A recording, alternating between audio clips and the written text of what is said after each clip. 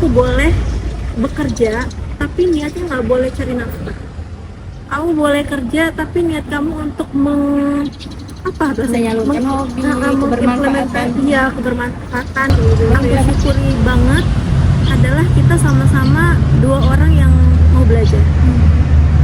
Jadi di situ Perbedaannya berapa tahun kalau boleh tahu? seumuran.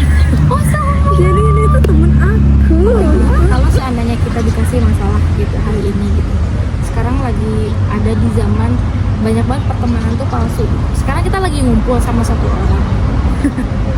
Aku lagi ngumpul sama Kafifah misalnya sama teman-teman A, B, C, D. Si E ini jadi topik obrolan gitu. Tapi pas ketika si A akunya pergi, nanti aku yang jadi topik obrolan. Nah kira-kira karena nggak semua orang tuh ya ketika kita minta pendapat akan memberikan respon yang seperti ini. Karena bisa jadi kalau kita minta pendapat ke A, dia bilang lawan aja deh gitu kan. Satu. Yang kedua mungkin ya udah kamu menghindar gitu kan. Nah tapi kan kita pengen masih tetap ada di lingkungan itu gitu loh. Dan kita belum bisa ya. Berarti salah satunya betul tadi kita menutup telinga kita secara erat gitu ya. Dan assalamualaikum warahmatullahi wabarakatuh.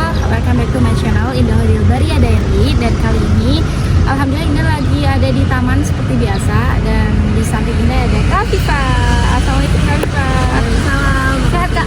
Alhamdulillah. Gimana kabarnya nih? Sehat? Setelah berjam-jam ngobrol baru kita bisa bikin konten ya. Oke Kak, gimana nih? Kita lagi banyak banget hal yang lagi dibahas nih. Contohnya tuh kayak di kehidupan kita dengan keluarga gitu. Ada mimpi-mimpi yang ingin kita wujudkan, tapi ternyata tuh kita berbenturan dengan suatu realitas gitu. Jadi terkadang kita mau maju untuk mewujudkan mimpi dengan menabrak seluruh realitas yang ada, ataukah kita mau kayak menunda dulu dan sebagainya. Nah, insya Allah ini akan jadi topik ya pembicaraan kita selama beberapa menit ke depan, dan kita akan melihat bagaimana point of view dari Kak Afifah yang dulu beliau bisa sharing nih ke kita dulu kayak gimana sekolahnya di mana, kemudian kuliah di mana, dan pernah menempuh training apa, dan itu bisa. Wah, ini deep banget ya pertanyaannya. Ini pertanyaan yang menjawabnya tuh bukan keluar tapi menjawabnya ke dalam. Ke diri sendiri. Ya, salam kenal teman-teman semuanya. Aku seorang istri rumah tangga. Istri rumah tangga ya. Oke. Kegiatan sehari-hari sekarang mengajar anak-anak. Kemudian aku lulusan dari UIN Syarif Hidayatullah, Fakultas Syariah dan Hukum. Tadinya memang setelah lulus ingin ke arah yang ke hukum gitu ya, pengacara atau jadi advokat gitu ya. Tapi takdir dan alam semesta ini sama. Jadi hukum syariah, kalau aku emang hukum waktu itu memang konvensional sih. iya. Ilmu hukum. Tapi katanya Kafifah dulu memang alumni nih teman-teman, alumni dari Motivator School, salah satu sekolah di Bintaro ya, di sekolah gratis ya Kak.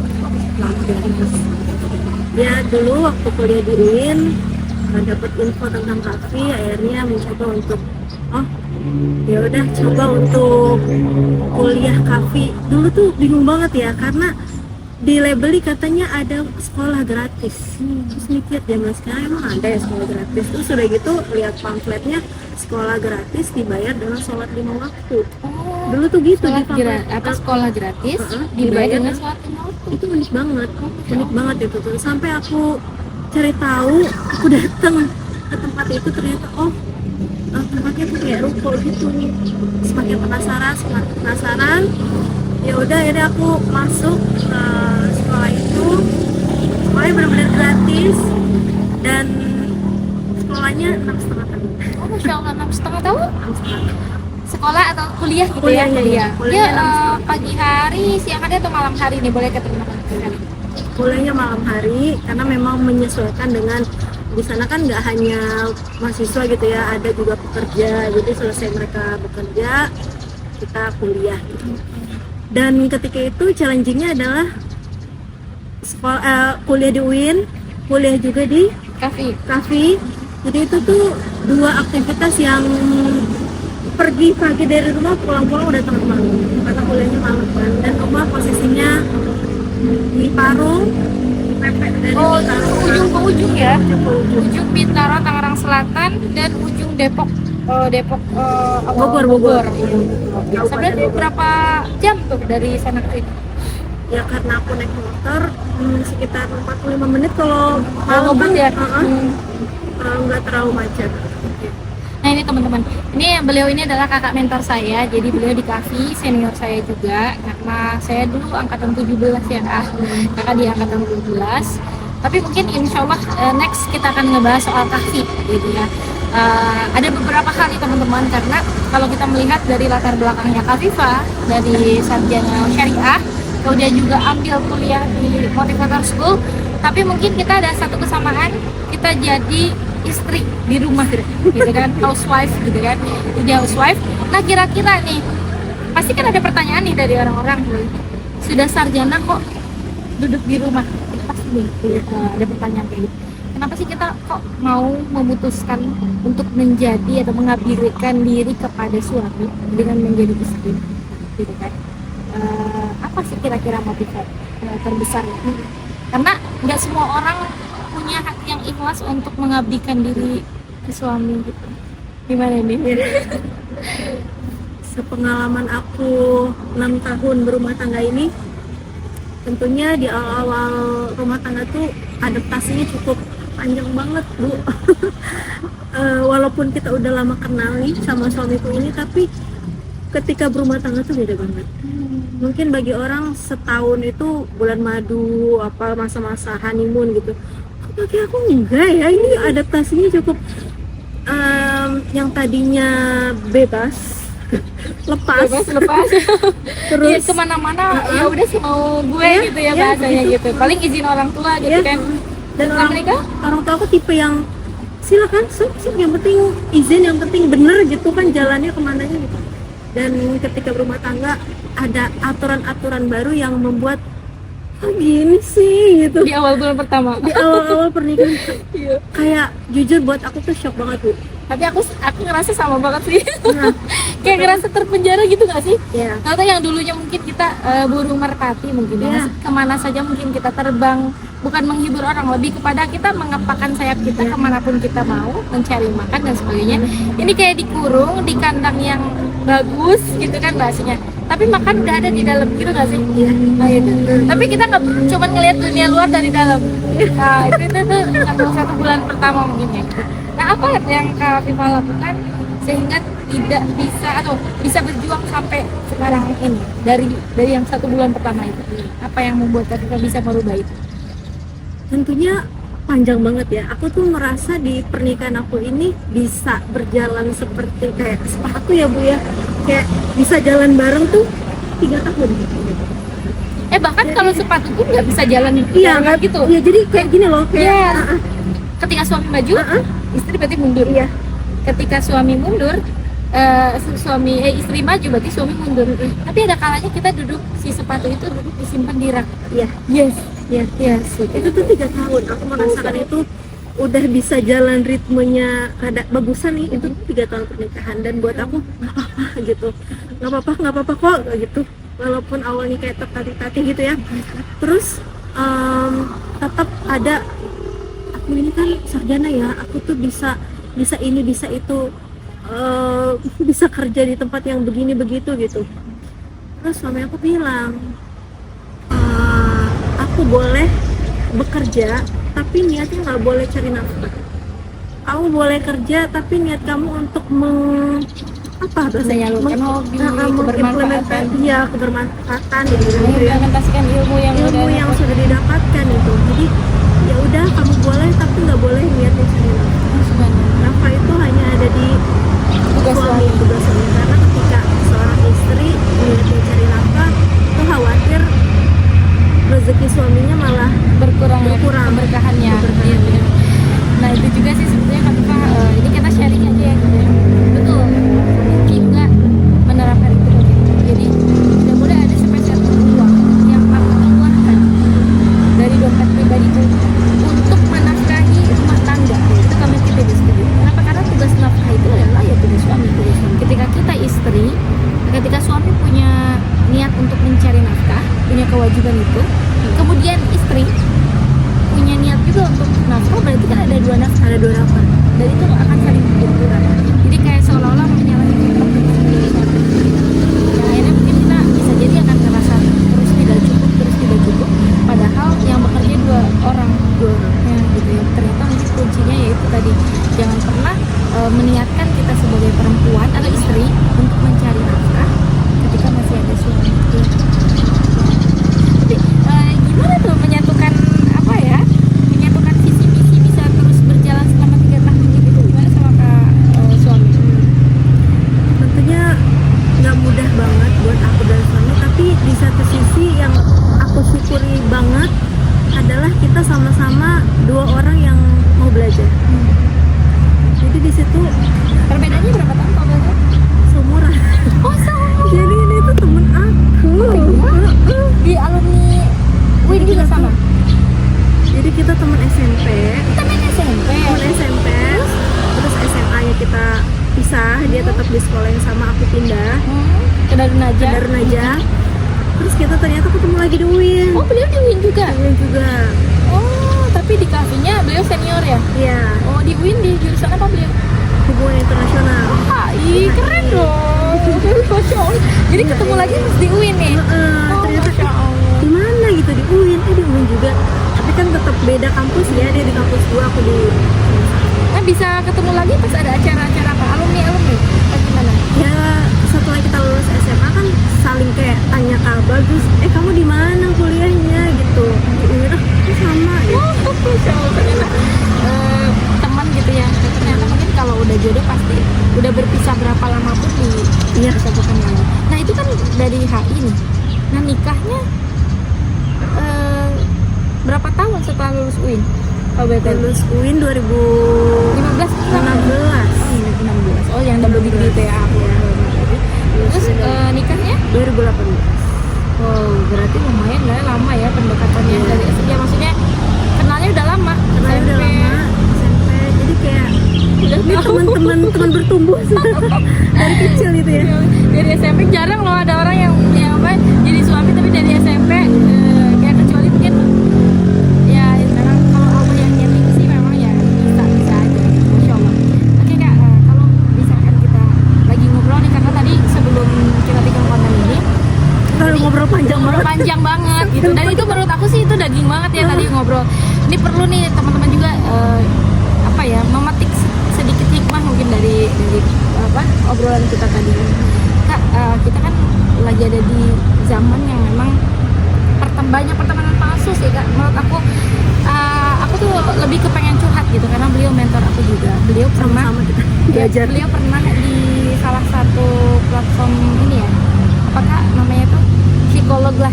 Jadi setidaknya beliau tuh pernah di ya. lembaga trainer kayak gitu. Itu tuh lebih kepada jiwa gitu loh, jiwa hati kayak gitu ya. Nah aku tuh belum pernah teman-teman belum pernah masuk ke apa ya ke lembaga yang seperti itu. Tapi kayak aku cuman dari hasil baca-baca. Nah kita pengen nih sharing ke point of view Kak. Dulu Kak pernah masuk ke lembaga tersebut gitu ya, menangani mungkin beberapa banyak klien gitu ya. Mungkin kan ada banyak sekali masalah-masalah gitu. Kalau seandainya kita dikasih masalah gitu hari ini gitu, sekarang lagi ada di zaman banyak banget pertemanan tuh palsu. Sekarang kita lagi ngumpul sama satu orang. Aku lagi ngumpul sama Kak Fifah misalnya sama teman-teman A, B, C, D. Si E ini jadi topik obrolan gitu. Tapi pas ketika si A akunya pergi, nanti aku yang jadi topik obrolan. Nah kira-kira kalau dari point of view Kak Fifah sebagai psikolog gitu ya, temennya psikolog temennya psikolog atau mungkin partnernya psikolog itu kira-kira apa sih yang bisa diambil dari dari hal yang seperti itu? Kenapa sih kira-kira pertemanan itu kok bisa terjadi seperti itu? Ini aku mau sharing sedikit ya. Jadi dulu waktu SMP, aku tuh kalau ditanya orang cita-citanya apa, aku bilangnya psikolog. Oh Masya Allah. Terus di buku tahunan SMP aku tulis cita-cita psikolog. Waktu tes kuliah pun aku ambil psikolog, tapi nggak lulus. Gimana Win? Win, nggak lulus psikolog. Jadi dulu kan apa SNPTN ya? SNMPTN. Pilihan pertamanya itu psikolog, pilihan keduanya syariah dan Syariah. hukum. Ya itu yang keterima gitu. Terus ternyata memang aku tipe orang yang suka belajar ilmu kejiwaan gitu ya, gitu. Dan emang suka dunia psikolog tuh suka gitu. Terus akhir-akhir ini pun yang ditonton konten-konten yang seperti itu gitu. Terus kalau yang tadi Bu Indah tanyakan tentang pertemanan gitu ya, gimana cara kita menyikapinya, sebenarnya kita tuh perlu ada di mindset nggak semua orang tuh suka sama kita, nggak semua orang itu suka pendapat kita, nggak semua orang itu bisa kita kontrol. Jadi yang penting di dunia pertemanan yang darderdor ini darderdor Emang bener darderdor ini, kita tuh cukup bisa mengontrol apa yang kita pikirkan, apa yang kita ucapkan, apa yang kita lakukan, itu aja sih. Kita nggak bisa mengontrol orang lain, kita nggak bisa mengontrol mulut orang lain, nggak bisa mengontrol pikiran orang lain. Ya udah, yang kita bisa kontrol adalah diri kita sendiri, pikiran kita, perasaan kita. Tentang orang lain ya udah lepasin aja, kita nggak bisa kontrol itu gitu. Kayak kita nggak bisa nutup mulut semua orang. Yang bisa kita lakukan apa? Itu tutup kuping kita aja pakai kedua tangan kita ini. Jadi nggak membiarkan kalimat-kalimat negatif dari orang lain masuk ke diri kita ya. Masya Allah, itu keren banget sih, Masya Allah.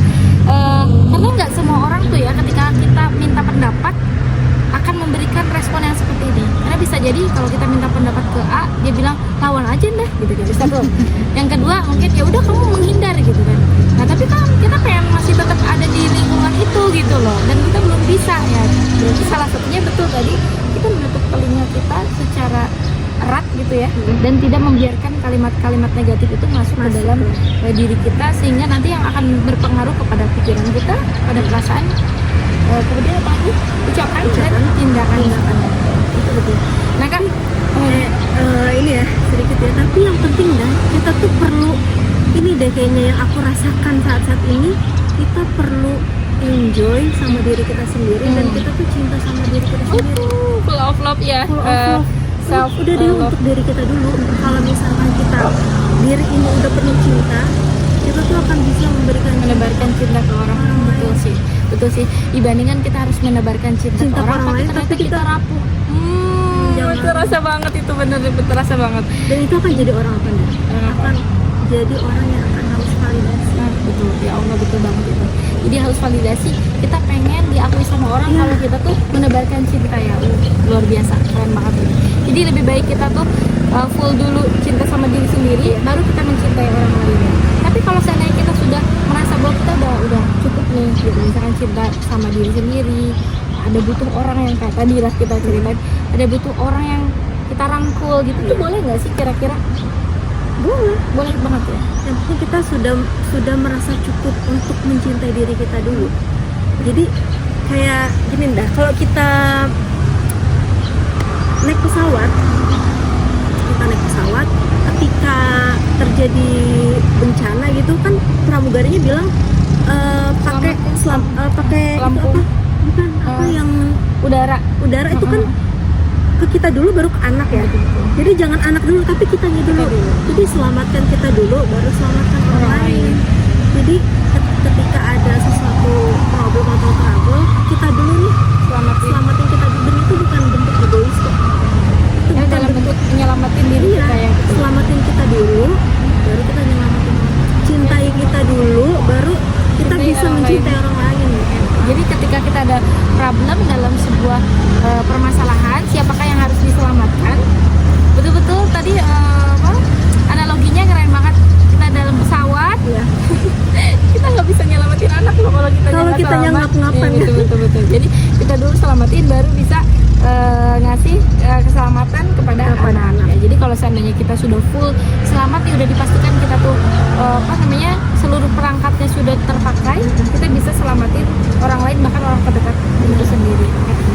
Nah selanjutnya Kak, tentang setting boundaries nih.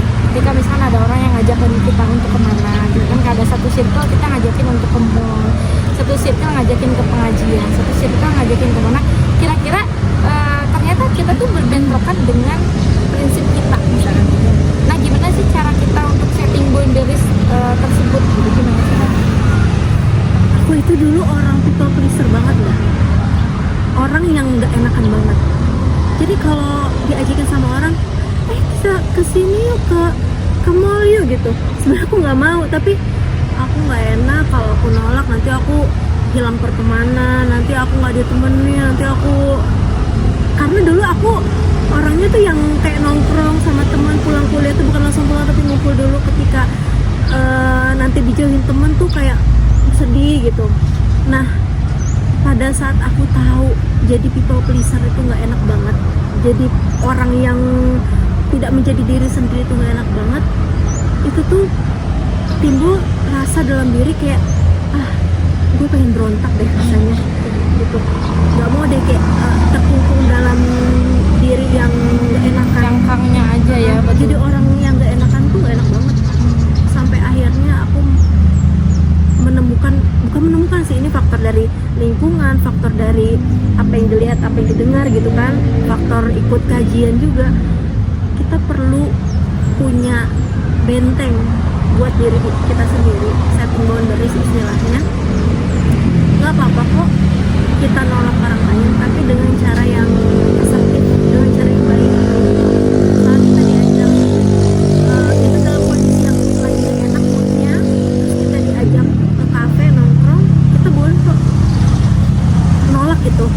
Dengan cara gimana? Ya bilang aja, makasih banget ya kamu udah ngajak aku ke kafe, aku senang banget loh kamu udah ajak aku ke kafe, tapi saat ini kayaknya kondisi aku lagi nggak memungkinkan, mood aku lagi nggak enak banget, jadi sorry ya gitu.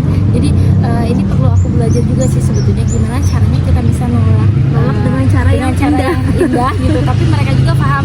Dan untungnya sih Kak, aku udah mulai 2 tahun ini ya, 2 tahun ini aku udah menghindari hal-hal yang seperti itu tadi. Jadi ketika orang lain ngajakin dah yuk kemana dan kemana, aku sekarang 2 tahun ini kayak lebih enjoy dengan duniaku sendiri ya, apalagi dengan adanya anak-anakku ya, gitu kan, adanya anak-anakku, kemudian adanya ya keluargaku dan sebagainya. Jadi aku lebih tidak kayak nggak punya dunia luar, tapi aku menghidupkan dunia yang ada di dalam. Benar. Nah, tapi tantangannya ada lagi Kak, karena sekarang itu sorry, ini harus juga sharing karena aku minta pendapat dari kamu juga, minta arahan juga. Sekarang itu sebetulnya dunia luar tuh masuk ke dalam dengan cara adanya di media sosial. Contoh kan kalau tadi ajakannya ke mall dan sebagainya gitu kan. Kalau sekarang kayak misalkan di dalam grup gitu kan kita di dalam nih di rumah gitu kan. Tapi ternyata permasalahan luar juga udah masuk ke dalam rumah karena adanya media sosial ya, sosial media, kemudian juga ada grup-grup WhatsApp gitu kan. Kemudian misalkan ada polling yang kita tuh bingung nih mau milih nomor 1 misalkan 2, 3, 4 sampai 10, mau milih nomor 5 karena temen deketnya nomor 5 gitu kan, atau mau milih nomor 10 pilihan saya gitu. Nah karena kalau tadi ajakan ke mall ya udah selesai kan gitu kan. Tapi sekarang ternyata kalau kita nggak balas orang ngerasa kayak kita bukan di circle-nya mereka gitu kan. Misalkan kalau kita balas orang dengan memilih pilihan bukan pilihan nurani kita, itu rasanya mungkin kita kehilangan pertemanan tadi. Nah kira-kira mungkin di dunia yang banyak sekali dari dulunya juga terang-terung gitu ya, karena memang masuk karena masuk di media sosial dan WhatsApp, kira-kira gimana nih setting boundaries di media sosial itu atau di WhatsApp ini?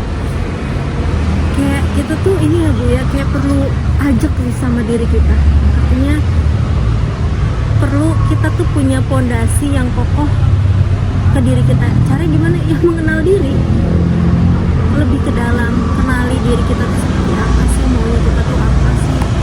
Cara mengenalin diri salah satunya perlu hadir secara utuh dan penuh di sini saat ini sekarang.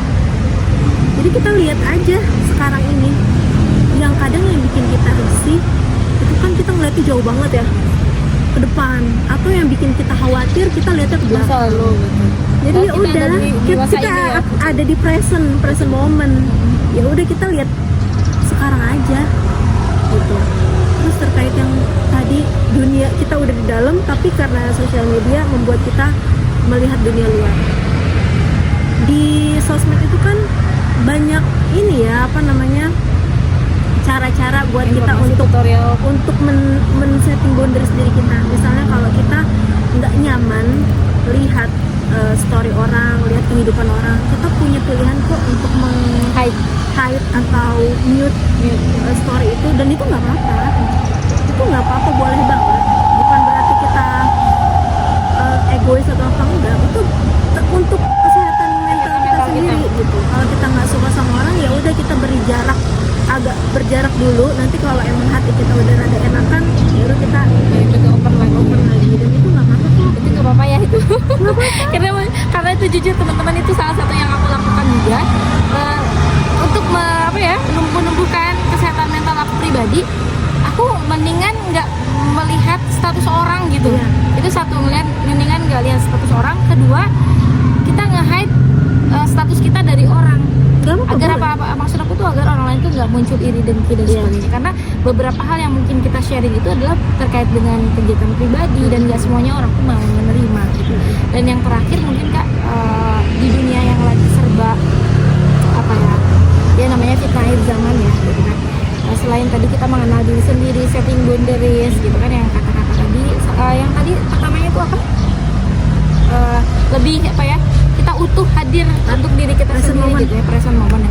Nah terakhir mungkin kita Kak, kita ini hidup juga di zaman yang fitnahnya banyak gitu, sebagai seorang perempuan, gimana menurut point of view Kak Rifa, kita bisa terus grow up dengan potensi yang kita miliki di dunia media. Grow up, makin grow up mungkin imannya, takwanya, karya-karyanya dan sebagainya. Boleh dong sharing ke kita biar bisa jadi diri sendiri tanpa harus meminta validasi dari orang.